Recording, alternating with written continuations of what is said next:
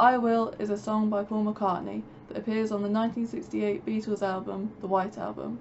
McCartney began writing the music for the song with Scottish singer Donovan while he was on a meditation retreat in Rishikesh, India with the other Beatles.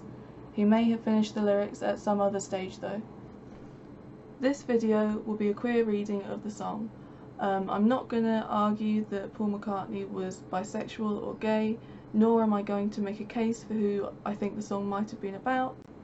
However, I will be exploring what changes to the specifics if you imagine that the song is a man singing about a man, or a woman singing about a woman, or actually indeed any queer combination you can think of. As you will soon see, it makes no odds. So let's begin as the song begins. And sorry, I've just realised I can't play clips of Beatles songs without this video being taken down, so I'm just going to recite the lyrics. Who knows how long I've loved you, you know I love you still. Will I wait a lonely lifetime? If you want me to, I will. One thing that immediately sticks out to me in the first verse is the use of tense. Within one verse we have a movement from vague past to present to potential future. Another thing that strikes me is that the past and the future are in question here, only the present is certain. This is someone wrestling with temporality, I think, trying to make sense of time. The first question, who knows how long I've loved you, can be interpreted in our reading as someone who has struggled to make sense of their attraction because it's not considered normative in the culture they live in. The second question, will I wait a lonely lifetime, we can read with a double vision. On the one hand, the story of the song is that the singer is away from their beloved and they miss them. But given that this is a queer reading, we might also interpret that the singer is contemplating a life outside of the normalised straight timeline of partner to marriage to children. And it's ambivalent, because in framing this absence of marriage and children as a lonely lifetime, there is this sense of loss.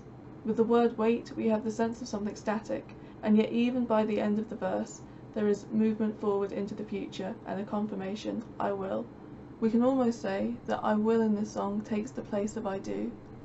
In his book, In a Queer Time and Place, American academic Jack Halberstam states, queer time is a term for those specific models of temporality that emerge within postmodernism once one leaves the temporal frames of bourgeois reproduction and family, longevity, risk/safety, and inheritance.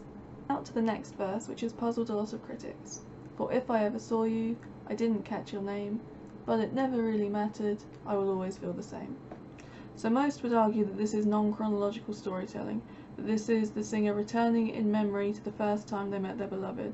I would agree, but I would also like to suggest a alternate interpretation of the lyric, I didn't catch your name. I think it can be read as marital, as another reference to how their relationship with this person would be a deviation from the way they expected their life to be going.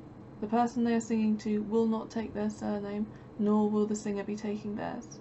But again, within this verse, movement from past into future.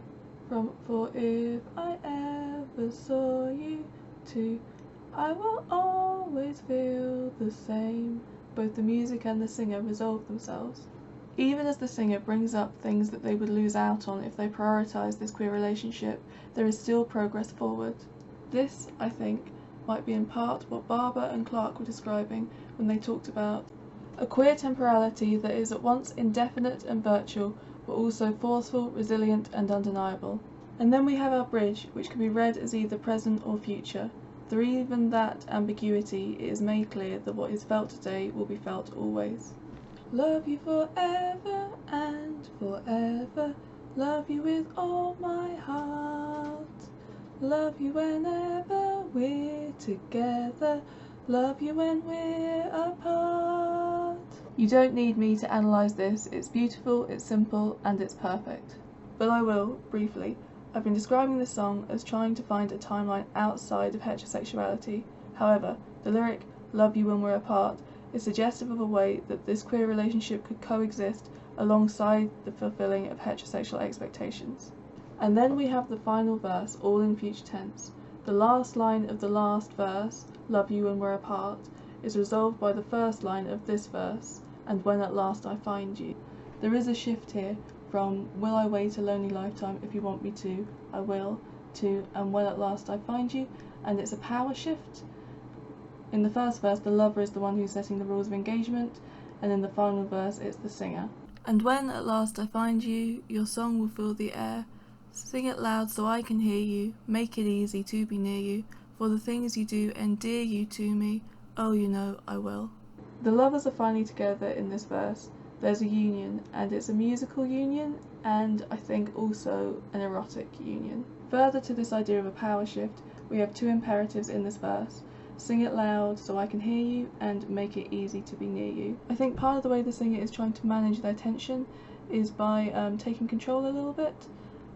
It's got to be on their terms. This song, in its entirety, represents a movement from past to present to future. Who knows how long I've loved you becomes love you with all my heart becomes I will. The song plays with chronology, raises concerns about being out of time and being static, but it ultimately creates its own kind of linearity. And if that's not queer, I don't know what is. So that was my first video. Thanks for bearing with us. It was episode 1, nice and short. It was a good one to start with, I think, because time and the way it's experienced is going to be a running theme across the series.